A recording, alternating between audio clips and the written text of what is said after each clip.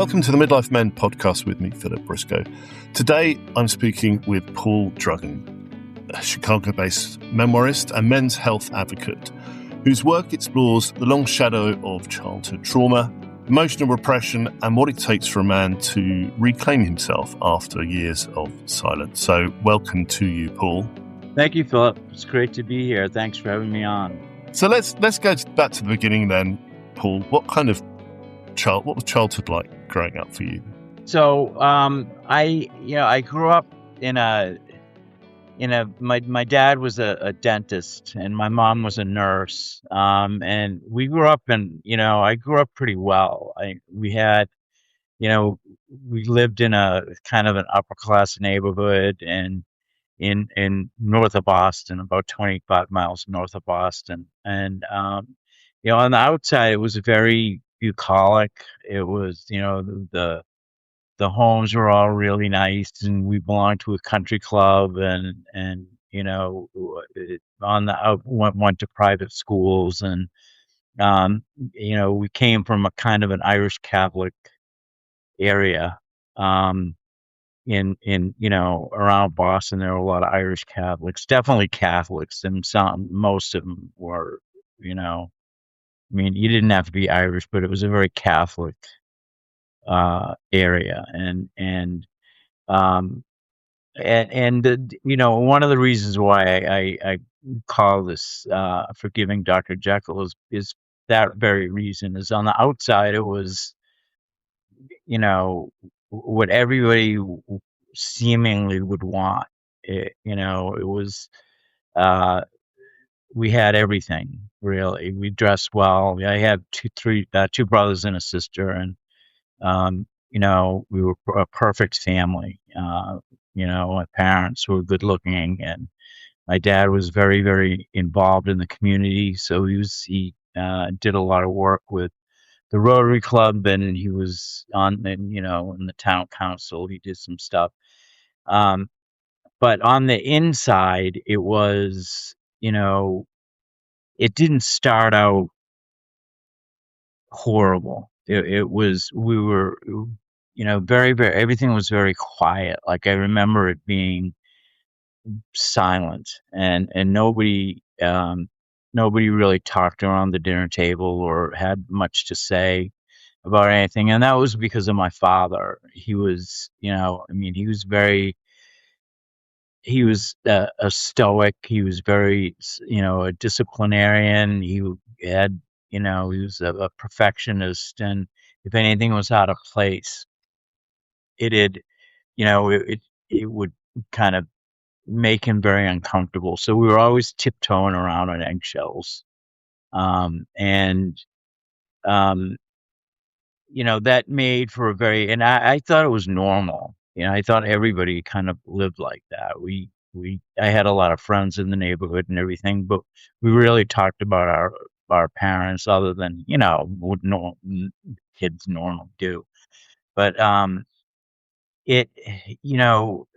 it grew into when I reached puberty. So when I was about 13 years old, it became violent for me, not for my brothers and my sister, but just for me. So he kind of singled me out. First, it was up until that point, I would say it was, kind of verbal abuse. Like anything that came out of his mouth was it was a criticism of something that we did. It was never supportive. Everything was not good enough. Were you the oldest, Paul? Were you the oldest child? I was the second oldest, so my sister came first, and she was she was his princess. She was his his favorite, and then came all the three boys, and I was the oldest boy. So he, after a while, I think the defining thing from my childhood, the thing that, and I put this in my book, that really sticks out to me was I was walking down the hall to go to the bathroom at night, and I heard my parents arguing in the kitchen downstairs, and my mother, said said to my dad, "You despise that kid, don't you?" And he said, "Yes, I do. I despise him." And she said, "Well, what did he do? Whatever did he do? He's 13 years old." So I knew they were talking about me because I was 13.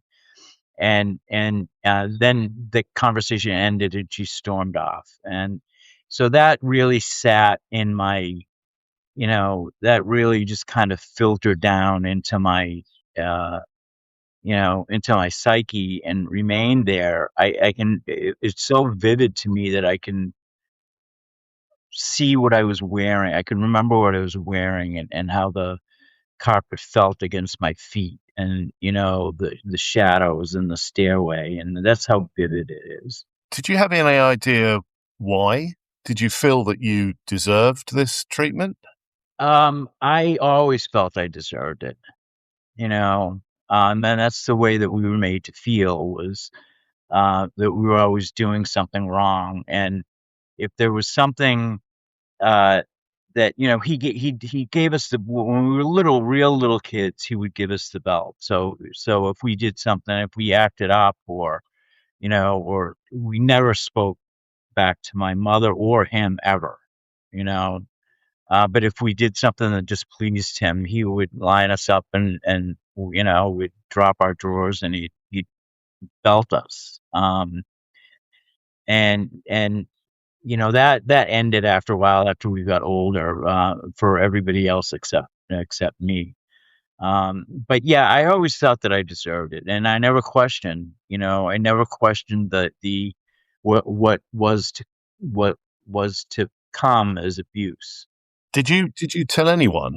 I know you said you didn't really discuss your parents with your friends, but did you tell anyone at all that what was going on at home? Nobody.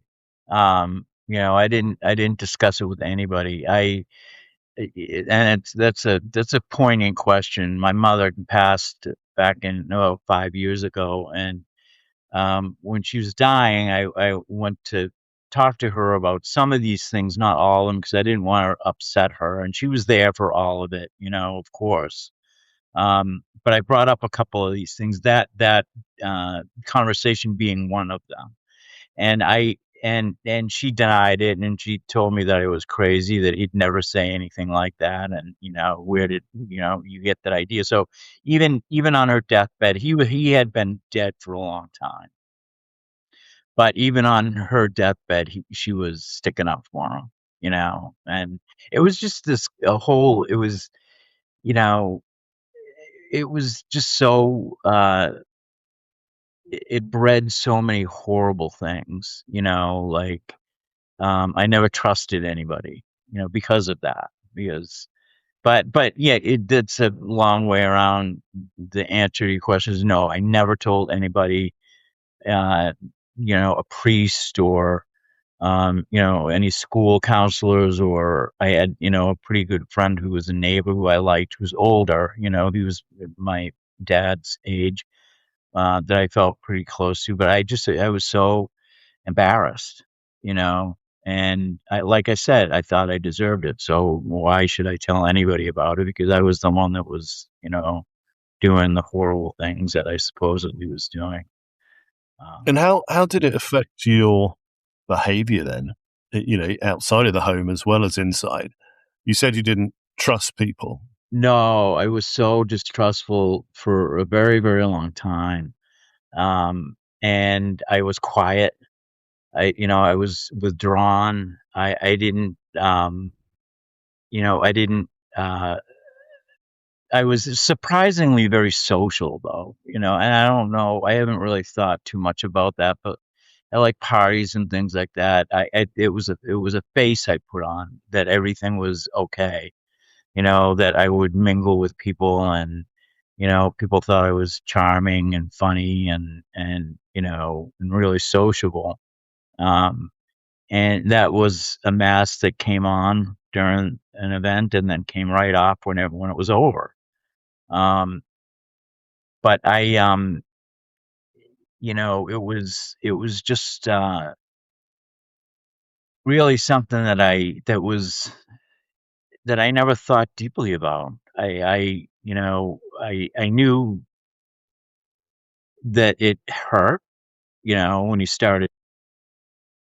And I knew what that was all about. And I'll just, relay one example that's also in my book. I was in junior high, so around the same age as when that conversation took place, and I um I had a math teacher who was a patient of his, and I acted up in her class. I did something that, I don't know. Don't know to this day what I did, but she told him, and he came home about a week later from work, and he grabbed me by the throat and dragged me upstairs to the bathroom and locked the door. And that's when the beating started. He had never touched me before, other than the belt, but it came in. It was very violent. He slapped me, all over the place, and then he knocked me into the bathtub, and I hit my head up against the spigot and blacked out for a while. And so my mother and my sister were outside the bathroom, just slamming it and telling him to stop. And I never found out what that was. I didn't know what it was about. He never said anything. He just took me and beat me and then left me in the bathtub. Never said anything to my mother about what later he did, but not at that time. I'm presuming you were too young and probably physically immature to try and resist or fight I back. would never do that, Philip. I would never, and I never did. I was so afraid of him that I would never strike back at him. It never entered my mind to stick up for myself, and that lasted again for a very long time, well into adulthood. If somebody had done me a wrong, I would cower. I'd cower and not stick up for myself, um and that lasted. That was a very profound part of my personality. You mentioned earlier that you kind of developed two parts to you, the kind of external social side that was supplementing the other side. I mean, how did that progress as you got older? How did you start to deal with this when you were, a young adult? So he died when I was 20. I had graduated from college. So in college, I went away because I had to get away from the house, and I could have gone. I could have commuted. There were so many institutions in Boston where I could have gone but I chose to uh, move away. For it was a couple hours away, so I was close enough to not feel detached too much from my home, but far enough away that I felt, that I was protected against him. Um, and it was a different world. I really started to blossom. I made friends. I started, the real intense parts of my personality didn't change, but I started having a good time. And that's when I started I made some really good friends to this day who are good friends. And that's when I started to figure out things weren't normal with my family, with my upbringing, because I saw how my one of my best buddies, I became very close to his family and would hang out with him all the time. And I saw how he interacted with his dad, and it was completely different. I mean, the father would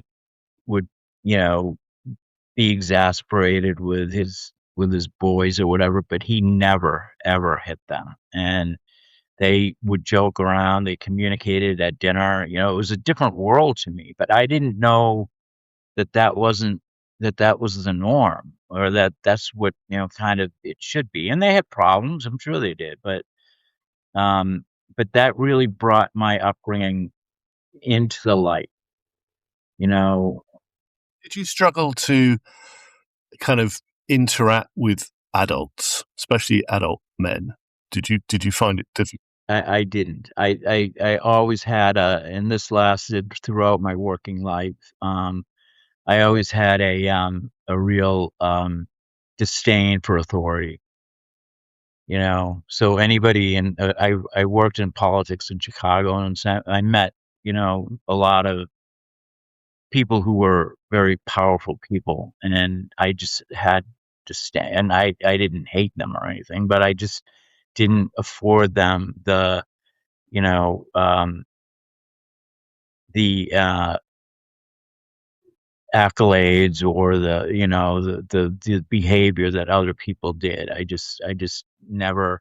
My bosses at work, disdain is probably the wrong word, but I just had a disrespect for authority. Did you develop, um, what were your coping mechanisms? I guess once you started to realize that you hadn't had a similar experience to a lot of other people growing up within your family, what sort of how did you react to that? I mean, did you try and find a way to resolve, how you were feeling, or did you just find coping mechanisms to block it out? Yeah, I just blocked it out. I just want, I had now up to the point I went to college. I had one beer in high school.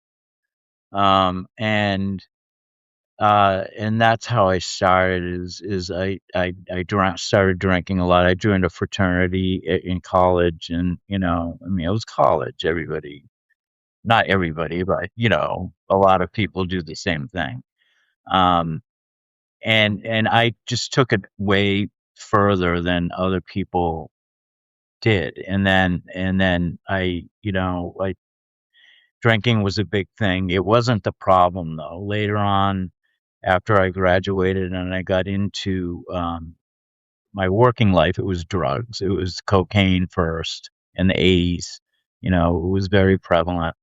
I was in banking, and so a lot of young people in banking did the same thing, but it was very easy to get, and it was cheap. And so drug use became a big part of my life. And it was all to forget. Was there ever a moment when you felt comfortable to open up to anyone and tell them about your experience? I did, yeah. When I got into therapy, I did. So, I, my drug use became, um, really, really bad. I got into painkillers, uh, for a medical condition that I had, but it just, it blossomed into an addiction, and it started really, dampening my health. I had a lot of heart problems and blood pressure problems and everything. And so after that, um, I came back to Chicago, and I started therapy with the woman I'm still with now. So it's been a really long time. But that's the first time that I opened up to anybody about any of this, because nobody would listen to me. So was that your tipping point then? Was that the point you realized that actually you needed to address something? Yeah, I was. I want to, and I'll say this. It was kind of an epiphany. And so I was home one day, uh, in my house, and I, I was drinking and doing drugs, and I kind of sat down on my couch, and I was just sitting there, just staring into space, which I normally did. I lived by myself, and um, I just zoned out, and I heard this this sounds really woo-woo, but I heard this voice inside me that said, "You have had enough. You're done.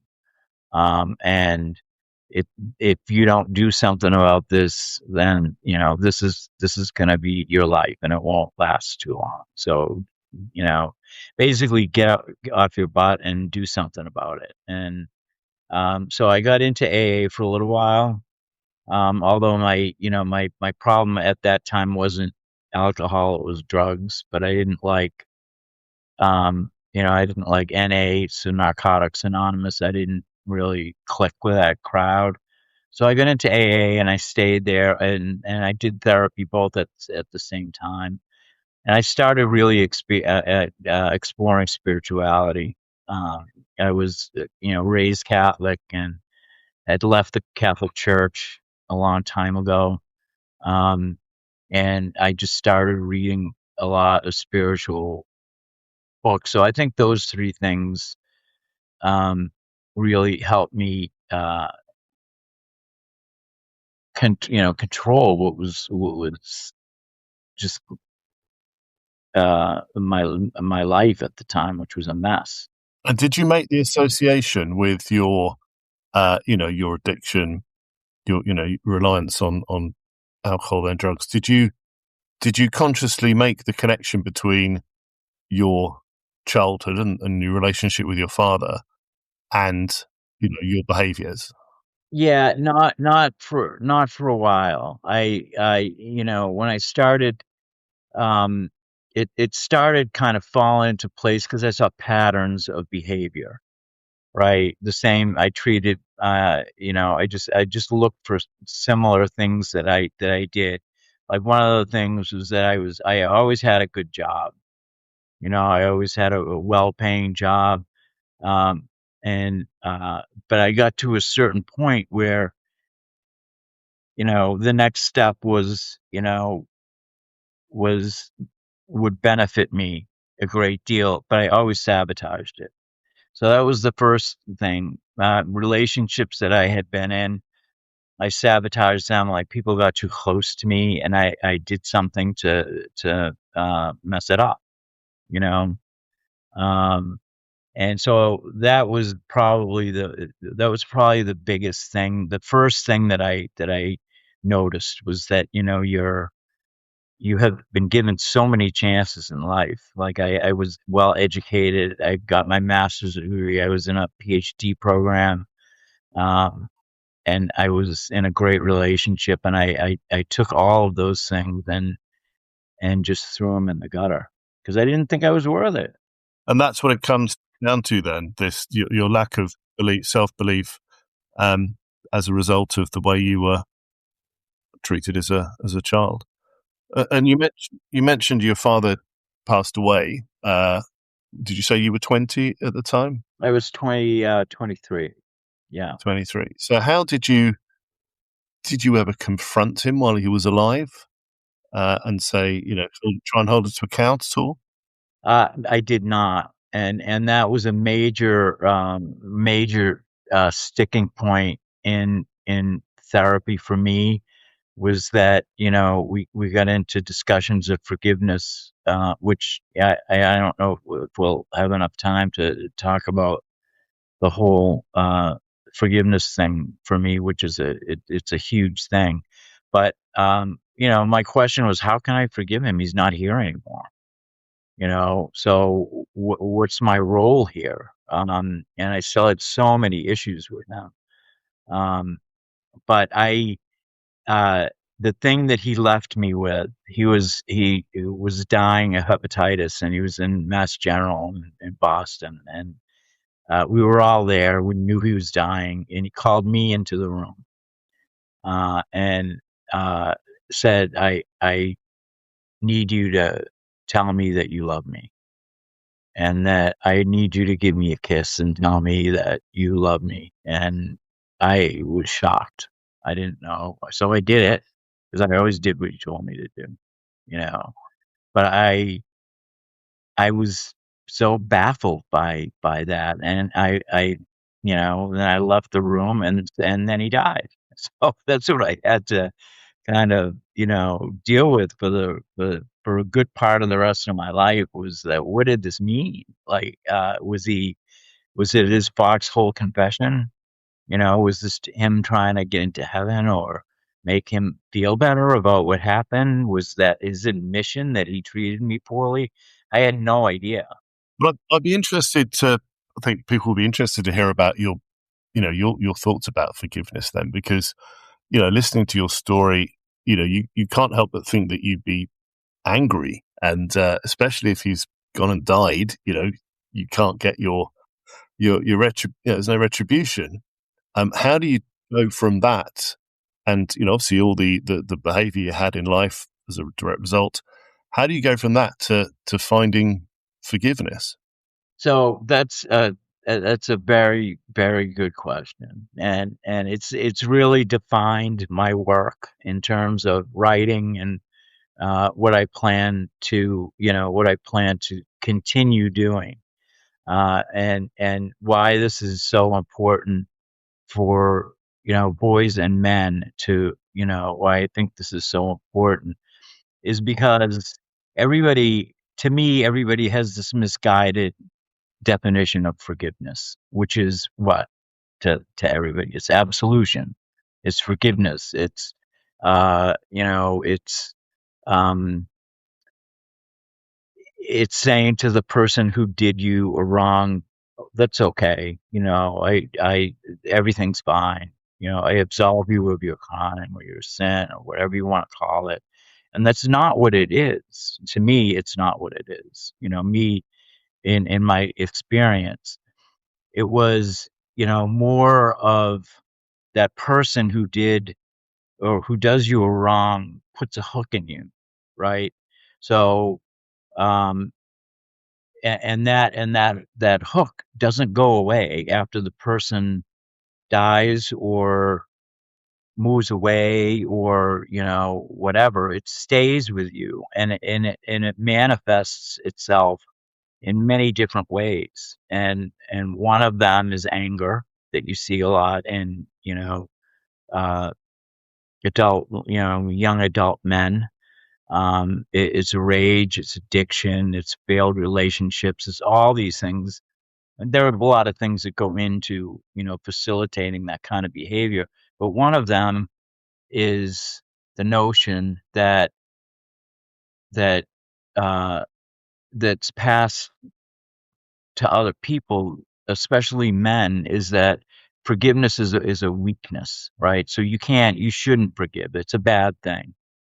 It shows that you're less of a man, um, and you're supposed to instead, uh, focus on retribution, vengeance, and all these things against the other person when it's not about the other person. It's really about you, and it's about you reclaiming your authority over yourself, right? So, um,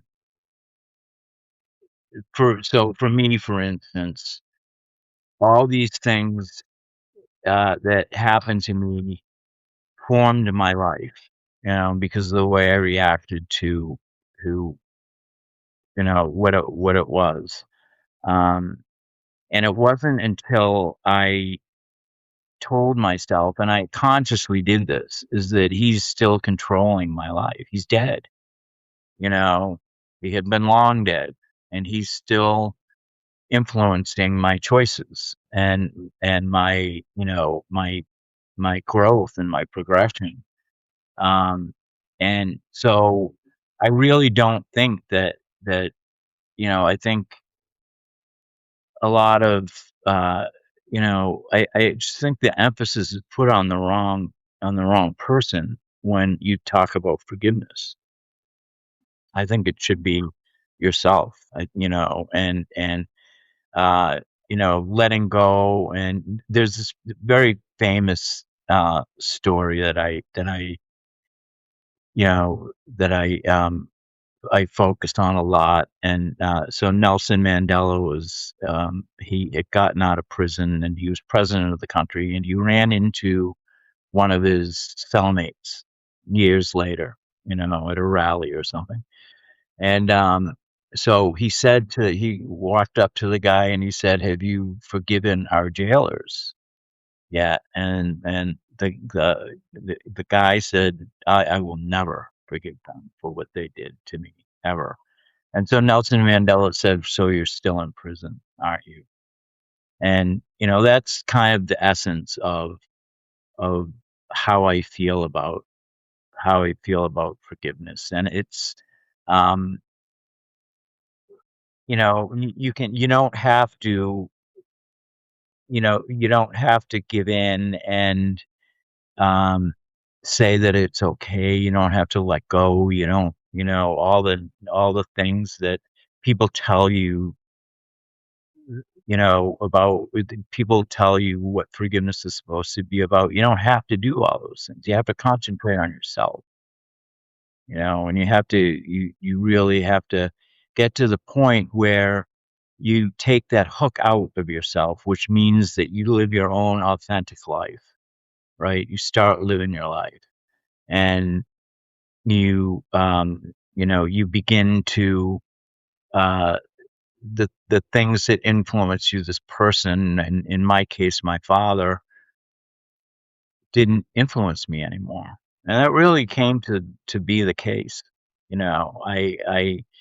Um, I personally decided that after a lot of reflection, I think he was mentally ill. I think that he was severely depressed.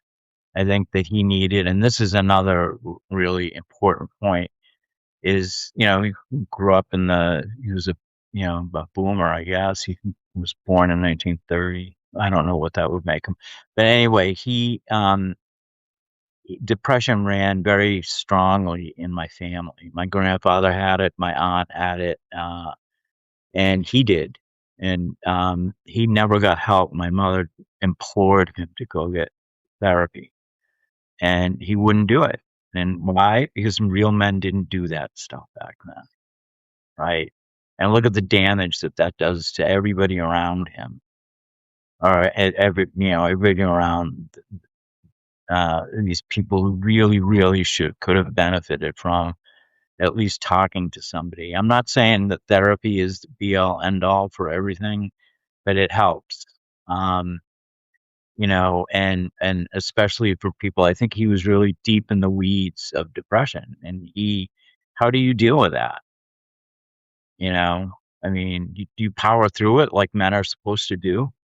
What do you do about that? And I think that in a discussion about forgiveness is you take control of yourself and you do the things that are gonna, assist you in moving ahead and, uh, you know, being in successful relationships and staying away from addictions and, learning how to control rage and thoughts and vengeance and everything. And that's what I chose to do.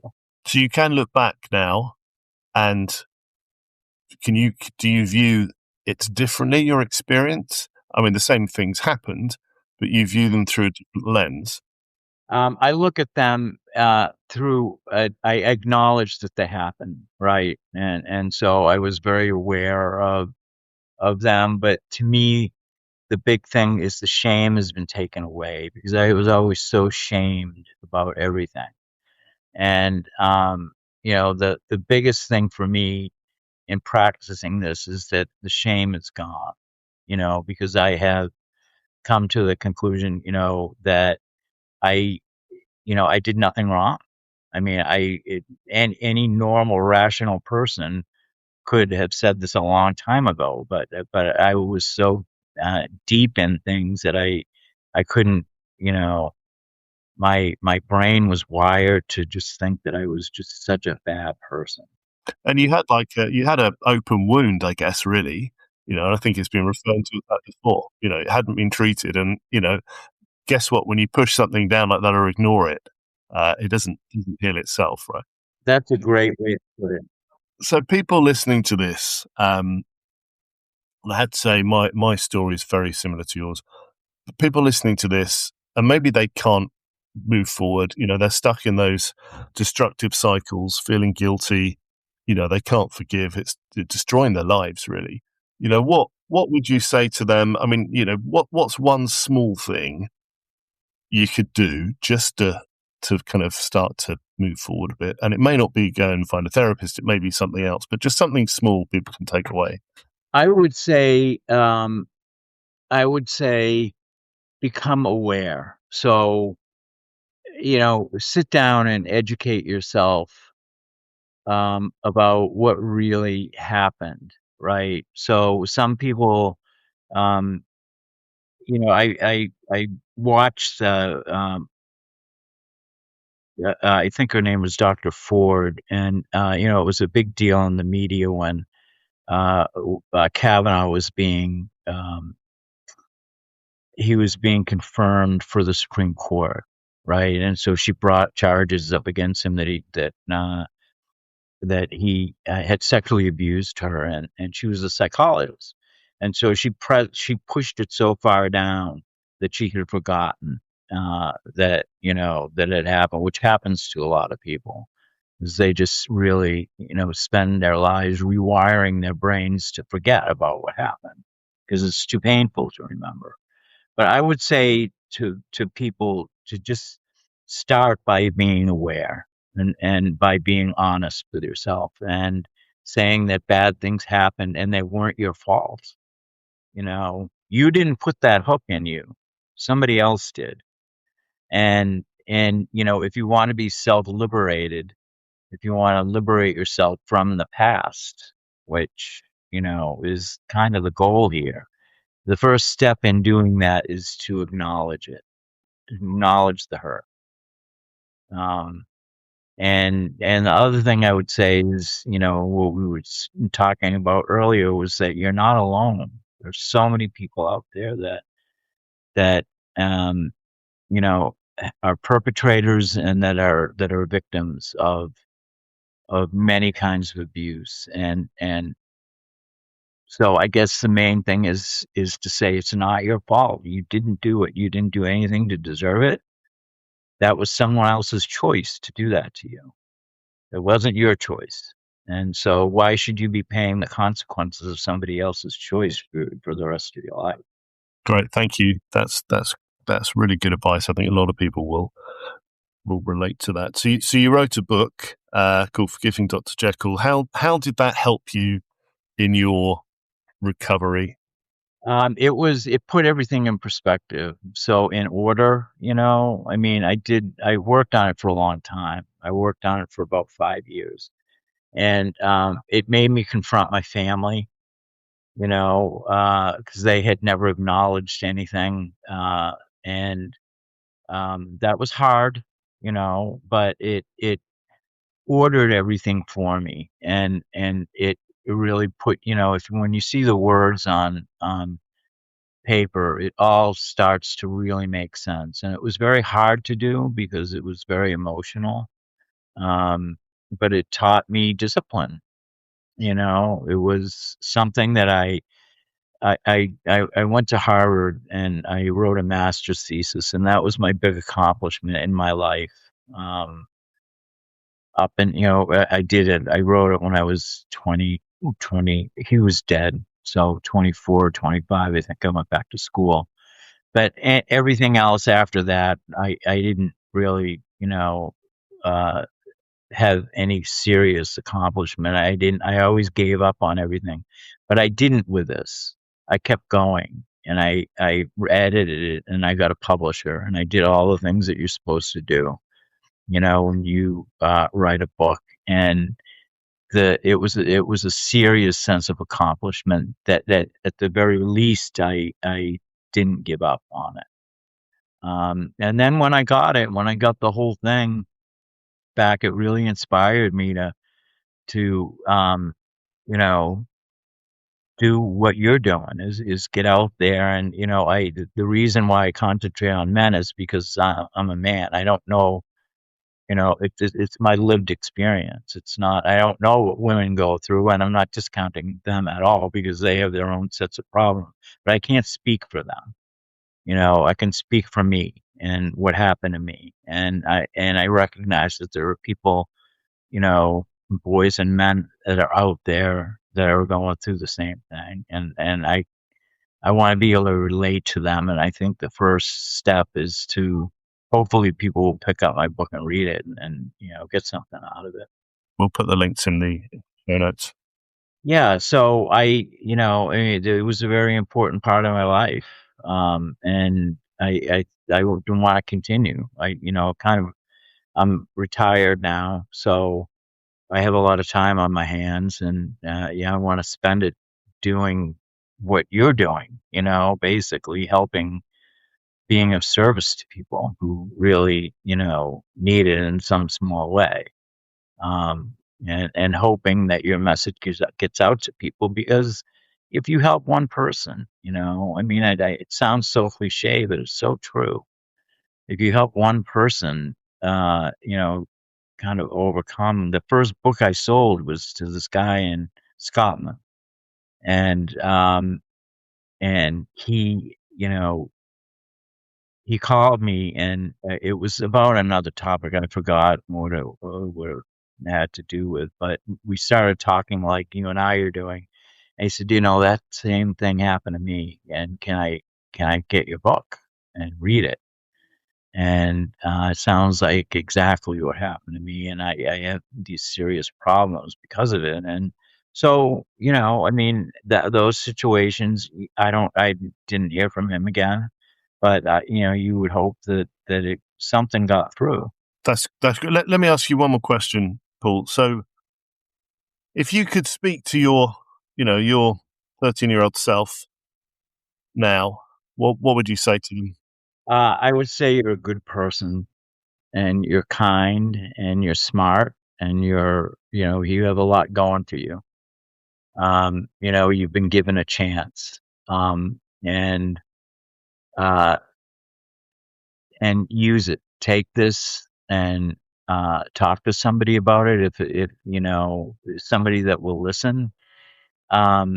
Again, you feel so alone because you don't know where to turn. If your family doesn't listen to you, where do you go? You know, I mean, I don't know. I mean, I think that it kind of comes from within. If you're self-confident enough where you can say, I don't deserve this, you know, and this guy's crazy, and so I'm going to do what I can to protect myself and be safe, then at that point, that's what you do. That's what you have to do.